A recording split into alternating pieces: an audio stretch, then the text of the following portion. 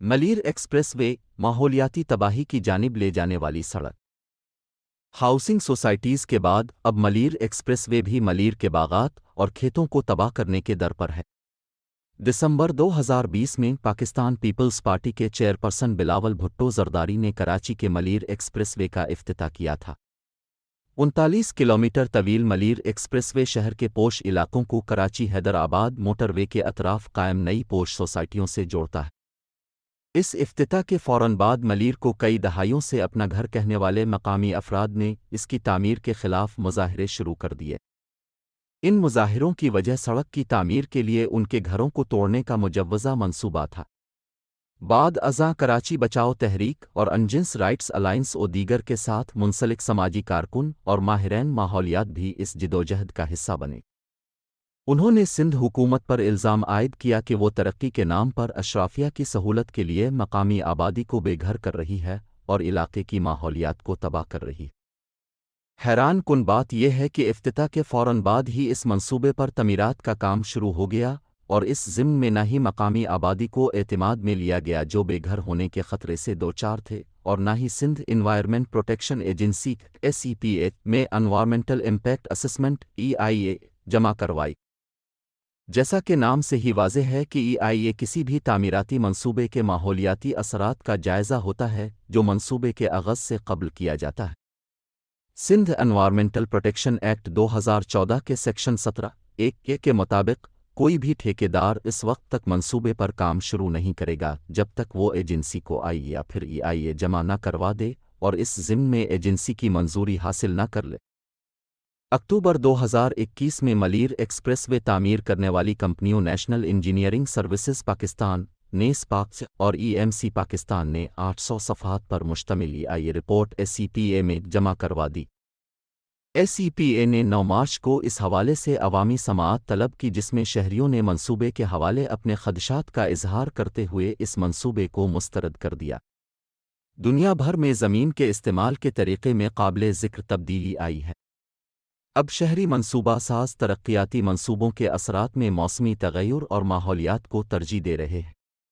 बदकिस्मती से पाकिस्तान में तामीराती मंसूबों के दौरान माहौलियात का ख्याल नहीं रखा जाता। इसके बरक्स हमारे मुल्क में मंसूबों को सिर्फ माली एतबार से देखा जाता है, जबकि माहौल, हयातियाती तनव्वुर, इस्तेमाल अराज़ी, लैंड यूज़ और फूड नेक्सस को नज़रअंदाज कर दिया जाता है। कराची की ही मिसाल ली जाए तो यहाँ मुख्तलिफ हुकूमतें कम अज़ कम 5 मास्टर प्लान तरतीब दे चुकी हैं, ताहम उनमें से कोई भी मास्टर प्लान नाफिज नहीं हुआ।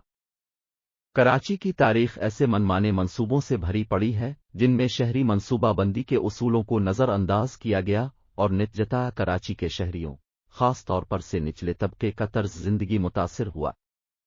इस वजह से इस बात में कोई हैरानी नहीं है कि आलमी बैंक और एशियाई तरक्याती बैंक की climate risk country profile report for Pakistan में कराची के लिए शदीद हीट वेव्स, अलविदगी और सैलाब के खतरे का इजहार किया गया है।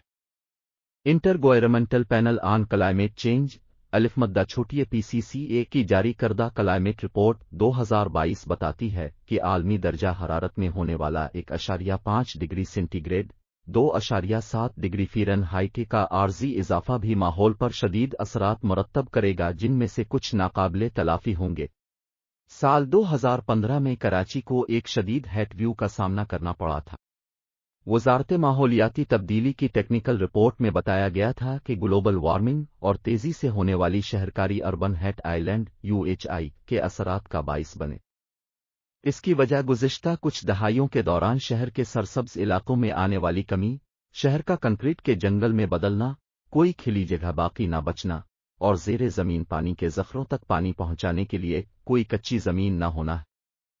हमारे पार्कों में दरख्त कमयाब होते जा रहे हैं, साया एक आसाइश बनता जा रहा है और हम हैं इनके बगैर किसी अदादो शुमार के शहर में कंक्रीट का ढेर लगाते जा रहे हैं, जिससे गर्मी की शिद्दत में मज़ीद इजाफा होगा। ज़रूरत इस बात की है कि हम नए मंसूबे शुरू करने से क़ब्ल पुराने मंसूबों की नाकामी से सबक सीखें। मिसाल के तौर पर लियारी एक्सप्रेसवे की ही मिसाल देख लीजिए। ये कराची की तारीख के बड़े मंसूबों में से एक था। इसका मकसद हैवी ट्रैफिक के लिए एक अलहदा रूट का क़याम था ताकि शहर में ट्रैफिक के मसाइल को कम किया जा सके, बिल्कुल वैसे ही जैसे मलीर एक्सप्रेसवे है। اگرچہ یہ صرف ہیوی ٹرانسپورٹ کے لیے مخصوص تھا، لیکن اپنی تکمیل کے بعد اس نے شہر میں موجود کنکریٹ کے جنگل میں اضافہ ہی کیا۔ اس منصوبے کی وجہ سے 77,000 خاندانوں کو بے دخل ہونا پڑا، جن میں سے اکثر بے گھر ہو گئے اور ان کے روزگار ختم ہو گئے۔ ان میں سے کچھ خاندانوں نے ملیر کے سموگوٹھ میں رہائش اختیار کی تھی۔ ملیر ایکسپریس وے ان